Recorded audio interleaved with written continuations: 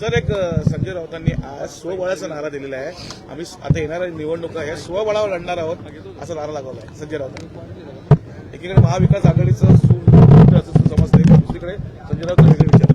महाविकास आघाडीमधला उभाठा शिवसेना हा एक घटक पक्ष आहे.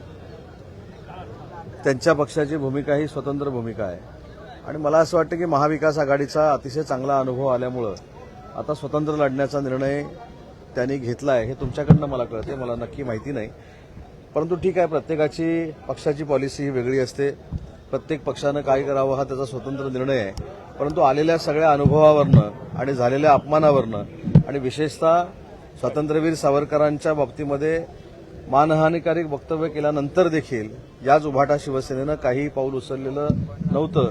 आपण असं म्हणू की या हिवाळी अधिवेशनानंतर त्यांना चांगली सुबुद्धी आलेली आहे आणि त्यांच्या पक्षानं स्वबळाचा जो निर्णय घेतलेला आहे हा त्यांचा वैयक्तिक प्रश्न आहे. महाविकास आघाडीमध्ये असताना देखील तिन्ही पक्ष एकत्र असताना देखील महाराष्ट्राच्या जनतेनं त्यांना नाकारलेलं आहे, हे आपल्याला सगळ्यांना ज्ञात आहे. सर,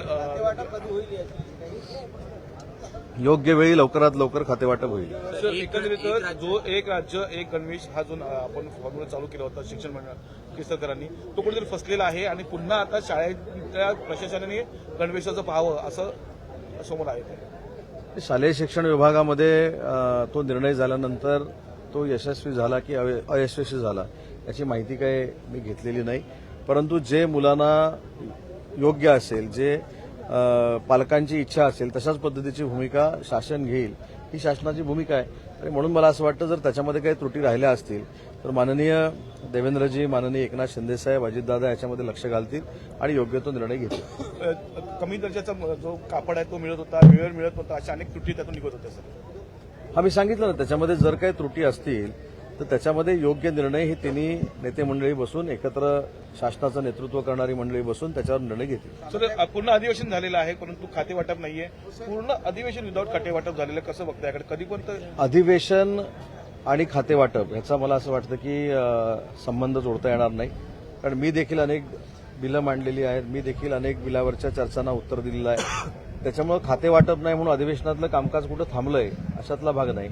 माननीय मुख्यमंत्री महोदयांनी उत्तर दिलेलं आहे, माननीय एकनाथ शिंदेसाहेबांनी विधान परिषदेमध्ये प्रमुख नेते म्हणून उत्तर दिलेलं आहे, अजितदादांनी देखील प्रश्नाला उत्तर दिलेली आहेत.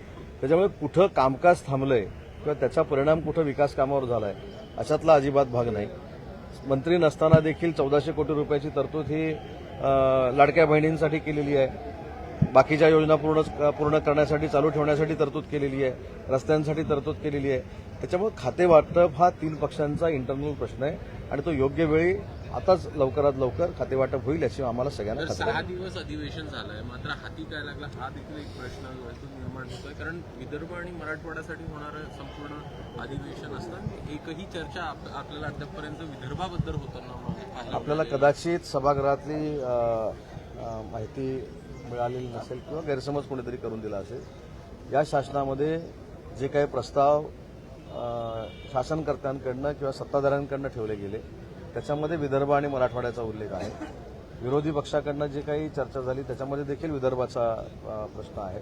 आणि मला असं वाटतं की विदर्भाला न्याय देण्यासाठी हे 100% अधिवेशन असतं. त्याच्यामध्ये विदर्भाला न्याय देण्याची भूमिका देखील सरकारनं घेतलेली आहे आणि विदर्भासह महाराष्ट्रातल्या जनतेच्या ज्या आमच्याकडनं अपेक्षा आहेत त्या देखील या 6 दिवसामध्ये पूर्ण करण्याचा आम्ही प्रयत्न केलेला आहे. एक महत्वाची गोष्ट आहे की या अधिवेशनामध्ये प्रश्नोत्तरं नव्हती, लक्षवेधी नव्हत्या, म्हणून माननीय अध्यक्षांनी त्यांच्या अधिकाराचा वापर करून किमान 50-50, 60-60 औचित्याचे मुद्दे हे सभेमध्ये चर्चेला आणले, विधान परिषदेमध्ये चर्चेला आणले. त्याच्यामुळे प्रश्न जरी नसले, लक्षवेधी जरी नसल्या तरी औचित्याच्या मुद्द्याद्वारे महाराष्ट्रातल्या, विदर्भातल्या, कोकणातल्या, मराठवाड्यातल्या, उत्तर महाराष्ट्रातल्या आमदारांनी त्यांच्या विभागाचे प्रश्न मांडले. साहेब, कोकणात आणि विदर्भात मोठ्या प्रमाणात आज शेवटचा दिवस आहे,